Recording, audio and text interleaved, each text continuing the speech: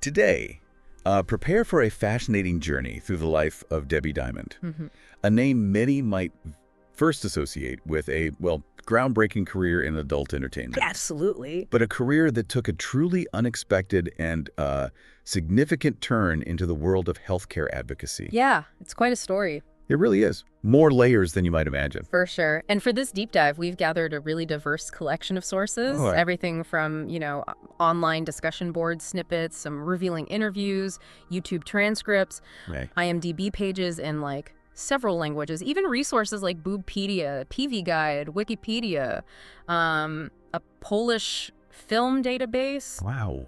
old Google Groups discussions, info from AVN, even an Amazon UK listing. It's pretty comprehensive. That is quite a mix. So our mission then is to navigate through all of this and really try to understand the key aspects of Debi Diamond's very public journey. We want to trace her path from those early days in adult films, right up to her more recent work, and, hopefully uncover some of the most interesting, maybe even surprising insights. Sounds like a plan. Where do we start? Okay, let's unpack this. Debi Diamond, born Deborah and Lester.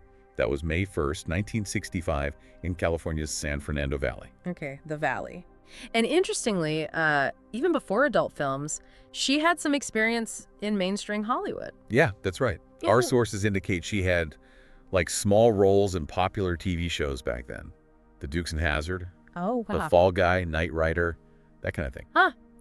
But it seems, though, that she felt she wasn't really being taken seriously in those roles. Yeah, that's the impression, which is, fascinating to consider. Maybe what that experience set in motion. It's a stark contrast to what came later, isn't it? Totally. And then we see this connection to some really influential figures. She actually worked as a personal assistant for Robert Evans, the producer. Robert Evans, yeah. Legendary film producer. Wow. And this connection, apparently, led to an introduction to the photographer Helmut Newton. Right, the renowned Helmut Newton. She was even featured in his photography books in the 80s. That's a pretty intriguing early chapter. Adds a different dimension, doesn't it? It certainly does. Suggests maybe an initial exploration within broader entertainment art circles before the adult film path. You wonder about the turning points. Exactly. What led her down that different path? Well, according to one of the interviews we look at, the decision to enter adult films in '83. Right. Under the name Shelley Ray. Yeah, Shelley Ray, though, we've seen it spelled a few different ways, like Shelli too. Okay. Starting with the film San Fernando Valley Girls. Anyway, the decision was driven by a few key things. Like what? One was her acknowledged need for speed. She was really into racing cars, motorcycles. Ah, the adrenaline junkie aspect. Exactly. Which, as you can imagine, isn't the cheapest hobby. No kidding. That's a telling detail, though. Paints a picture of someone drawn to intensity. Maybe a certain fearlessness. Traits that might have influenced her later choices too, perhaps. Could be. Even in advocacy, in its own way. Absolutely. And then there were the financial incentives. Ah, the money. Yeah. She actually drew a comparison with mainstream Hollywood. She suggested that, similar kinds of intimate acts might have been expected there. Yeah. But without the same level of financial reward she found in adult films. That's a really interesting perspective on the economics, even back then. Maybe a bit of disillusionment with the mainstream. Seems like it. And a clear-eyed recognition of the value, the compensation in the adult sector. Sounds quite pragmatic, really. Pragmatic, yeah. And here's where it gets really interesting. In one interview, she claimed she never performed in adult films. What? How did she mean that? Well, she said, quite directly apparently, that she genuinely enjoyed herself, described herself as naturally perverted. Wow. And felt a real sexual charge being in front of the camera. That's certainly an unconventional perspective. Challenges a lot of assumptions, doesn't it? It really does. Suggests a significant degree of, personal agency. And maybe for her, a blurring between the professional and the personal.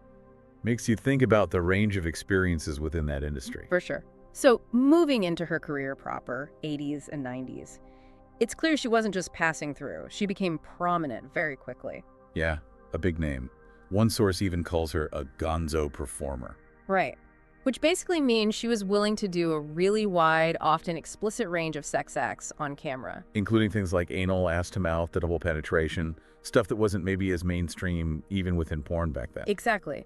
That gonzo label really underscores a willingness to push boundaries. That fearlessness probably played a big role in her rise. Definitely.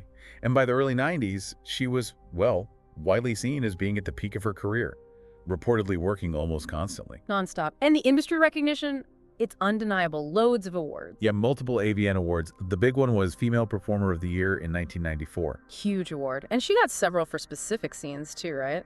Yeah. Plus, a FOXE award for Female Fan Favorite in 95. Ah, the fan award. Always important. Legends of Erotica Hall of Fame.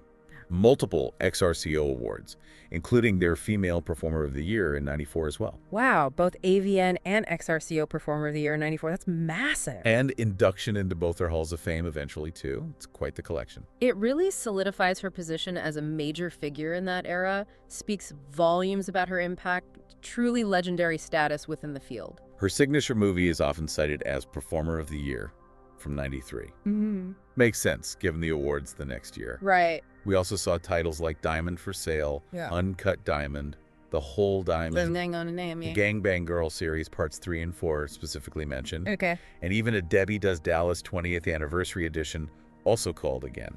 Huh. So definitely a significant demand for her work. A substantial catalog. Seems like it. And the existence of a compilation called Deep Inside Debi Diamond kind of reinforces that, Yeah. her established brand. Absolutely. And it wasn't just films, right? She did magazines too. Yeah, exactly. Pictorials, covers for magazines like Sherry, Atom Film, World Guide, Porn Star, Playbirds. Mm-hmm. She was definitely a very visible presence across different adult media back then. That multi-platform thing was key in that era, wasn't it? Building name recognition beyond just the videos. Totally. Okay, so then we see a significant shift. She initially retired from adult films in 1995. Right. And the sources suggest family pressure was a primary reason. Yeah, that seems to be the main factor mentioned. We also have some info on her marriages. First to Ted Wilson, 87 to 89. Oh. And later to Robert Joseph Belzone, married in September 95. They had 3 kids together before eventually divorcing. Right. So family life becoming more central. It's a pretty common narrative, stepping away for personal reasons. Yeah. And during this time away from the industry, she apparently took on more, well, conventional jobs. Like what?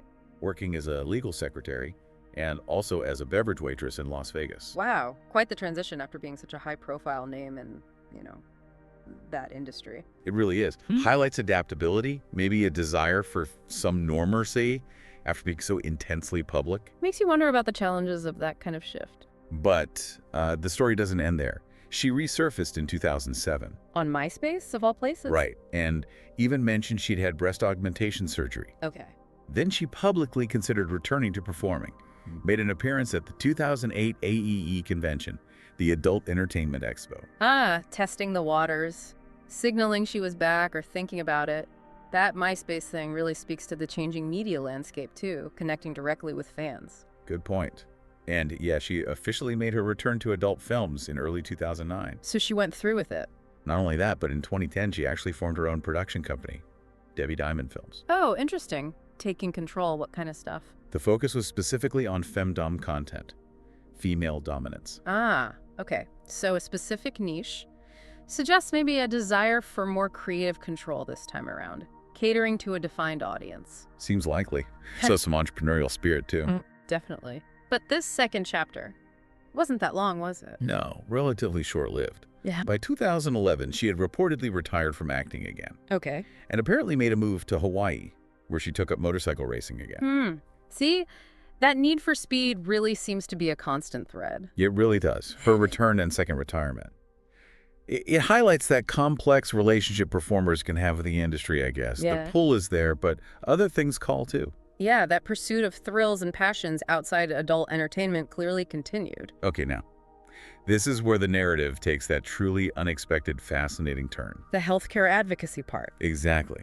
We have information about her significant later involvement. She became the Nursing Advocacy Council Chair at Baptist Health, South Florida. I mean, that's just a remarkable transition, a completely different facet of her public life. It really is. A seemingly dramatic, contrasting shift in focus. Shows a capacity for significant change. So what did that role involve? Nursing Advocacy Council Chair. Well, she was actively involved in communicating with the nursing workforce about important healthcare policy stuff like upcoming votes, relevant committee meetings. Okay, so keeping them informed, engaged, a significant level of responsibility. Yeah, empowering the nursing staff, making sure they were aware of decisions affecting them and their patients. And she initiated things like e-action alerts, via email. Yep. Sometimes targeted at specific communities, sometimes the entire House of Representatives. Pretty strategic. Definitely. Using effective grassroots advocacy tactics, mobilizing support. And she organized mass email and telephone campaigns, too, aimed at legislators in Tallahassee. Florida state capitol, right? Yeah. And she apparently believed these efforts had a huge impact on policy decisions. She understood collective action. Clearly. Galvanizing a large group, understanding how to influence the political process. She emphasized nurses coming together too, right? As one voice. Exactly. Stressed the critical importance of that unity for influencing votes. Shows leadership. Yeah, presenting a united front is key in advocacy. Smart strategy. And her goal wasn't just nurses, was it? It was broader. Right. The sources say she aimed to ensure policy decisions favored nurses, but also physician assistants, the community, the whole healthcare system in South Florida. That's quite an inclusive approach. Shows a real commitment beyond just her immediate colleagues.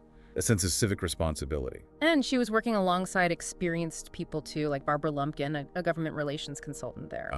So learning from seasoned pros, working within established structures, strategic. Seems like it. Collaborating to enhance the effectiveness of the advocacy. So beyond the two main careers, adult films and healthcare, we get glimpses of other passions. Like the adrenaline junkie stuff we already mentioned, the motorcycle drag racing history. Yeah, that's such a consistent thread, isn't it? Absolutely. That drive for excitement seems to pop up in different ways throughout her life. And then, maybe more surprisingly, the volunteering for wildlife rescue organizations. Right. Local and state groups. And she was particularly moved by the Gulf oil spill tragedy. It shows a compassionate side, an engagement with environmental issues you might not immediately expect. Adds another layer, definitely. Another unexpected dimension to this multifaceted story. Okay, let's touch on a couple of logistical things we found. Height discrepancies. Ah, yes. What did we see? 5'7" on one IMDb page. But 6 feet or 5'11" on others. And Boobpedia goes with 6 feet flat. Huh. So maybe somewhere between 5'7" and 6 feet. It's not unusual to find variations like that in public sources. Could be different reporting standards, maybe even a bit of industry embellishment here and there. True, a bit of an enigma. And the aliases.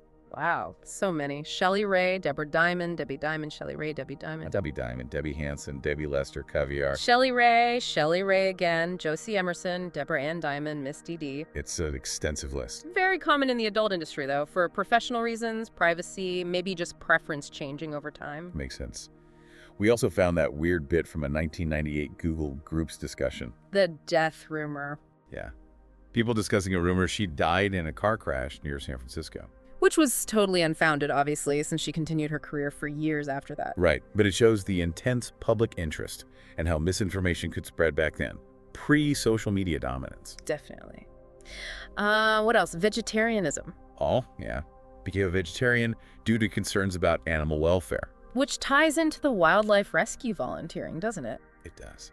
And she reportedly felt better for it, too, physically and mentally. Reinforces that compassionate side. Okay. And finally, her views on porn and technology from that interview. Right. She seemed to think modern tech and the internet had created, a wonderful place for some in the industry. But she also acknowledged the negative impact of all the free porn readily available online. a balanced perspective, recognizing the democratizing force, but also the economic challenges for creators. Yeah. And she had strong opinions against targeting legal and adult porn as obscene. Referencing those cases involving John Stagliano, Max Hardcore. Exactly. Her core argument was basically, if you don't like it, don't watch it. Emphasizing personal choice, adult autonomy. A pretty clear stance on freedom of expression versus censorship for consensual adult content. Individual responsibility. So, wrapping this up, it's truly remarkable looking back at Debi Diamond's journey. It really is. You've got this pioneering, award-winning career in adult entertainment pushing boundaries, followed by this really significant, maybe unexpected dedication to healthcare advocacy. Showing incredible adaptability and genuine passion for very different causes. Absolutely. Her life just defies easy categorization, doesn't it? Totally. It beautifully illustrates how individuals can navigate seemingly disparate worlds and dedicate themselves wholeheartedly to things that resonate, regardless of their past. Couldn't agree more. And on that note, here's maybe a final thought for our listeners to consider. What does Debi Diamond's incredibly diverse career path tell us about, well, societal perceptions of adult entertainment, maybe? and the potential for people to reinvent themselves, to engage in fields that seem totally unrelated. That's definitely food for thought. For sure. Yeah. We'd encourage everyone to maybe explore some of the sources we mentioned, look for interviews or articles about her experiences in both industries. It's quite a story. It really is. Thanks so much for joining us for this deep dive.